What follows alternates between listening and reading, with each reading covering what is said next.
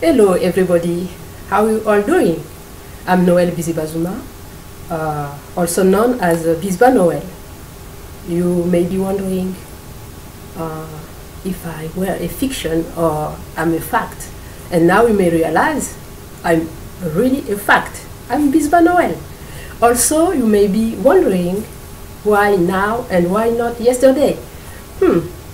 Not really hard. I'm just a spontaneous person. Thank you very much. Today, I'm going to narrate a story, and I think it's not gonna be in English. It's gonna be in French, and I will alternate with English next time. So please don't be discouraged. I will do my best to share a story in English. Bonsoir tout le monde. C'est Noël. Beaucoup d'entre vous doivent se demander où est-ce que j'étais passée. Bah, c'est la vie. J'étais dans ma petite retraite, 10 ans. Et donc maintenant, vous pouvez comprendre que je suis juste de retour.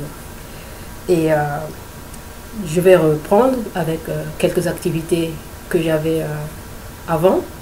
Et parmi lesquelles, bah, juste la narration. Donc, je vais vous raconter un conte qui va dans le sens de ce qui a toujours été mon projet, rendre l'éducation beaucoup plus joyeuse, beaucoup plus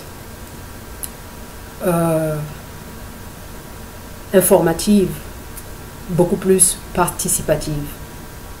Et donc, je vais le faire à travers un conte qui est un conte qui va mettre l'accent sur l'éducation. Pourquoi sur l'éducation? J'ai choisi cette thématique un peu parce que ça me touche énormément, parce que je pense que l'éducation est la clé à beaucoup de choses. C'est la fenêtre qui ouvre la porte à beaucoup de choses, surtout aujourd'hui. Et donc, le problème devient quel type d'éducation dont je veux parler. Ce dont je veux parler qui me tient à cœur, évidemment, c'est l'éducation dans le sens d'éduquer. Éduquer, c'est un mot latin qui veut juste dire faire ressortir ce qui est latent. Et si on relativise les choses, ce qui est latent en nous, c'est toute cette connaissance qui est cachée, qui ne trouve pas les possibilités d'expression. Et donc, et qu'est-ce qui va le faire? Évidemment que le conte peut participer à le faire, à faire ressortir ce qui est caché en nous. Et éduquer, donc, prend en compte deux types d'éducation qui ne sont pas incompatibles ni parallèles, mais qui se rejoignent et qui se complètent. Ce type d'éducation, c'est dans un sens l'éducation mondaine, l'éducation qu'on voit, enfin, on veut dire formelle. Comment gagner sa vie, donc education for living. Et puis l'autre sens d'éducation, c'est l'éducation spirituelle. Donc, l'éducation pour la vie touche la tête. C'est une transmission qui va de tête à tête et qui nous fait comprendre ce que nous devons faire pour nous en sortir dans la vie et tout. Mais ça ne suffit pas parce que quelque part, nous avons aussi besoin d'une éducation qui touche le cœur, parce que le cœur, c'est le foyer de tout. Le cœur, c'est ce qui nous amène dans l'équilibre. Parce que faire le commerce, c'est une bonne chose. Il n'y a rien de mauvais avec. Mais le commerce sans la moralité, on sait là où ça amène. Si on a juste eu l'éducation dans le sens d'aller gagner l'argent et on se fout de la source qui nous donne cet argent, que la personne soit pauvre ou pas, on peut piller cette personne et faire n'importe quoi, on se rend compte qu'on s'enferme dans ce système-là. Pourquoi? Parce que ce même pauvre qui devait contribuer à l'épanouissement de votre entreprise, vous l'enfermez dans la situation de pauvre. Donc, quelque part, il faut apporter une sorte de moralité dans le business, dans les affaires, dans l'entrepreneuriat. Et donc, c'est cette éducation qui touche le cœur qui va nous permettre de comprendre comment il faut faire que celui qui n'a pas trop de moyens puisse vivre, même si celui qui a le moyen veut participer à sa prospérité dans tous les sens du terme.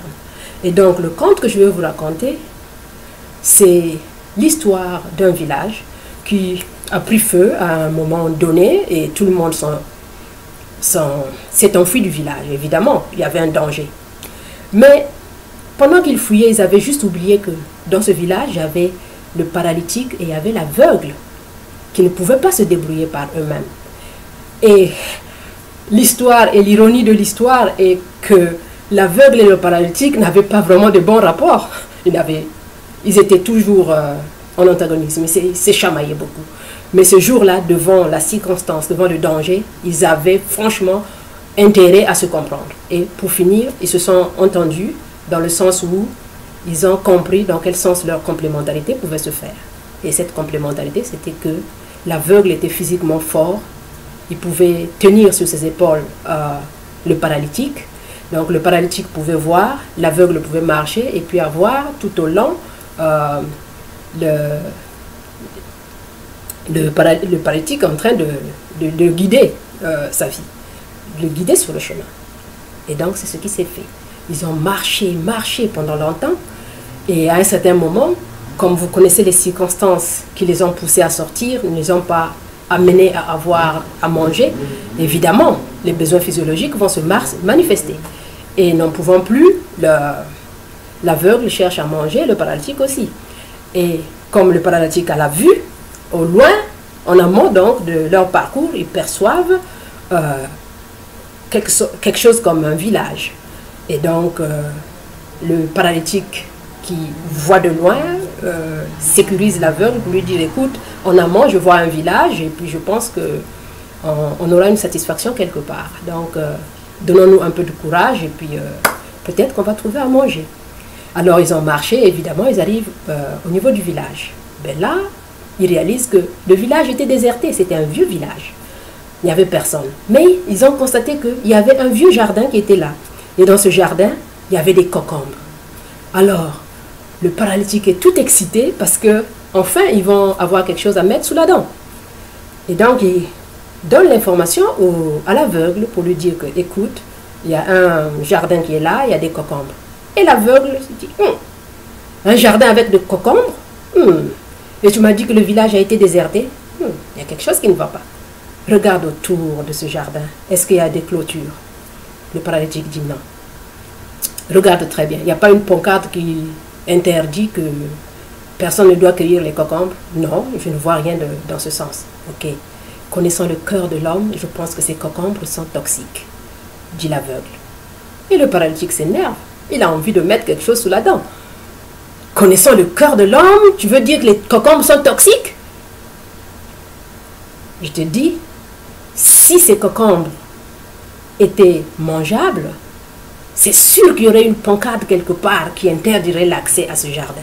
Mais si tout est ouvert comme ça, je suis convaincu qu'il y a quelque chose qui ne doit pas marcher là.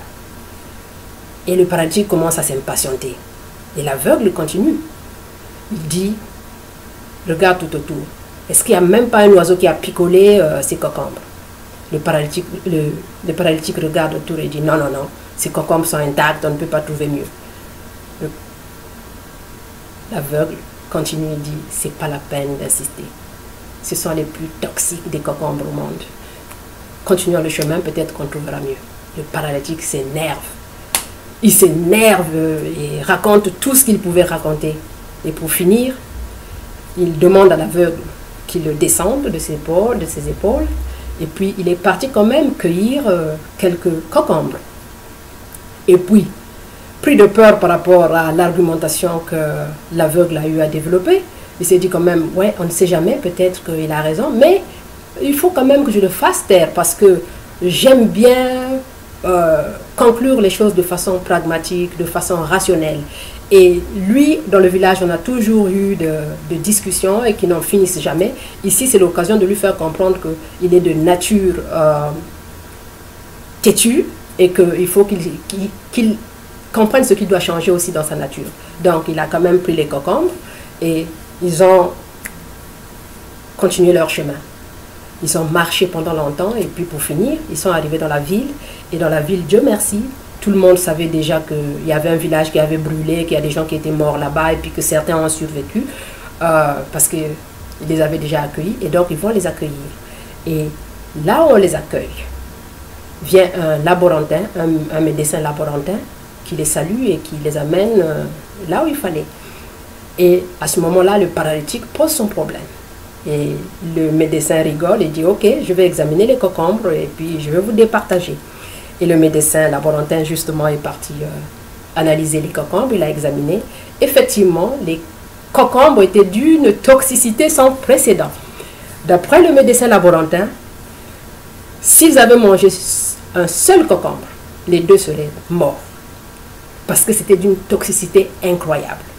Et apparemment, c'était l'une des raisons qui avait fait que le village aussi soit déserté. Et puis, pour finir, l'aveugle était très très content. Pour finir, donc, l'aveugle a eu raison et le paralytique a dit pardon à l'aveugle. La moralité dans cette histoire, c'est quoi? C'est que on peut avoir les yeux physiques et ne pas voir. Et on peut ne pas avoir les yeux physiques et voir. C'est le cas de l'aveugle. Il n'avait pas la vue physique, mais il savait voir avec son cœur. Il savait voir avec la sagesse qu'il avait en tant qu'aveugle, qui l'a permis à tenir jusque-là. Et le paralytique qui faisait confiance à sa vue, oubliait juste quelque chose d'autre que l'aveugle lui a enseigné dans la circonstance. Ça, c'est ce que l'expérience nous apporte. C'est le but de l'expérience. Apprendre quelque chose dont on n'avait pas conscience, dans des circonstances qui sont parfois douloureuses, mais quelque part, on apprend. Et donc, pour en revenir à l'éducation, parce que c'est ça qui a justement poussé la narration de ce conte, pour en venir à l'éducation moderne fait la même erreur que le paralytique a eu à faire. On pense que en bourrant notre tête de beaucoup d'informations, cela suffit pour faire de nous des individus qui sont équilibrés sur le plan éducationnel, des individus qui sont équilibrés sur le plan émotionnel. Je pense pour ma part que cela ne suffit pas. Nous devons apporter les deux types d'enseignement. L'enseignement qui touche le cœur, comme on l'a vu dans le cas de l'aveugle, et l'enseignement qui touche la tête, comme on l'a vu dans le cas de paralytique. Les deux types d'enseignement ne sont pas antagonistes et ne sont pas parallèles, parce que ce qui est parallèle ne se rejoint jamais, et ils sont complémentaires. On peut compléter les deux types d'éducation et former des étudiants, des élèves qui sont sur le plan caractériel, je veux dire sur le plan du caractère, des individus qui sont formés pour mieux comprendre non seulement comment la société fonctionne, mais aussi comment se protéger contre les rapaces de la société, parce que les rapaces, on ne peut pas s'en passer, ils sont là, ils sont réels. Et donc ce conte, c'est une contribution à l'éducation dans le sens de comprendre aujourd'hui l'intérêt d'avoir une éducation qui touche les deux aspects de la vie. L'aspect physique lié au monde, l'éducation sur le plan matériel, mais aussi l'éducation sur le plan spirituel. Comme nous venons de le voir dans le cas du conte, ils ne sont pas, c'est pas un enseignement qui est, ce ne sont pas deux approches qui sont incompatibles. Ce sont deux approches qui se tiennent et qui donnent une formation solide à l'individu. Réfléchir par soi-même, comprendre dans les moments les plus difficiles comment il faut se débrouiller, savoir bénéficier d'une expérience qu'on a eue, comprendre le message qui est contenu dans l'expérience et savoir l'appliquer dans la vie quotidienne. Parce que je finirai par dire que à quoi sert la découverte d'une formule mathématique, par exemple, si elle ne s'applique pas dans la société pour améliorer la vie de la société.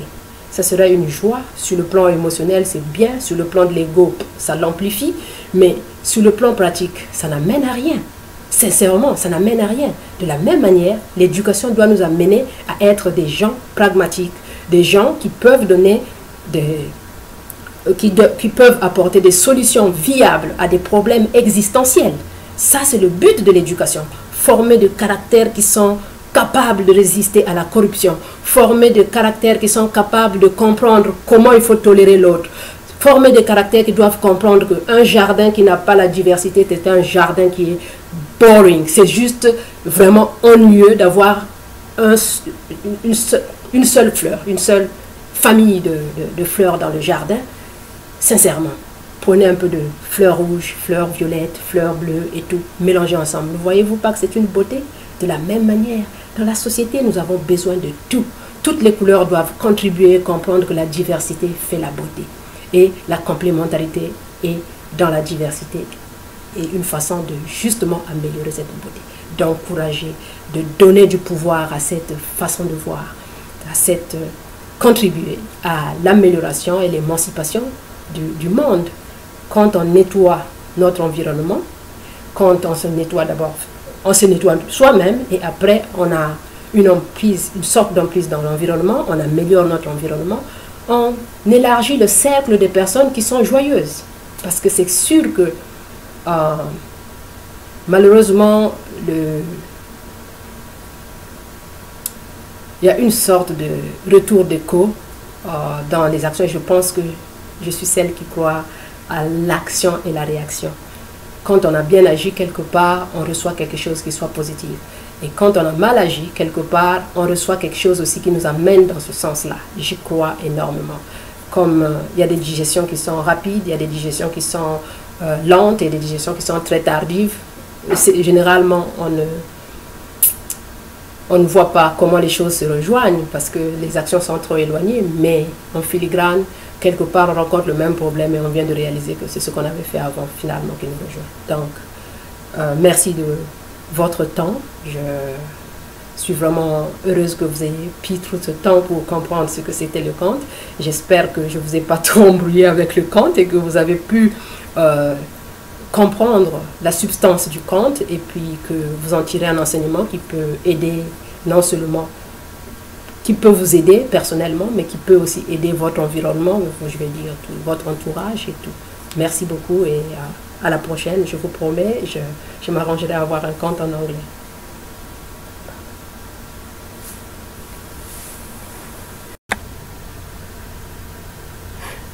Waouh!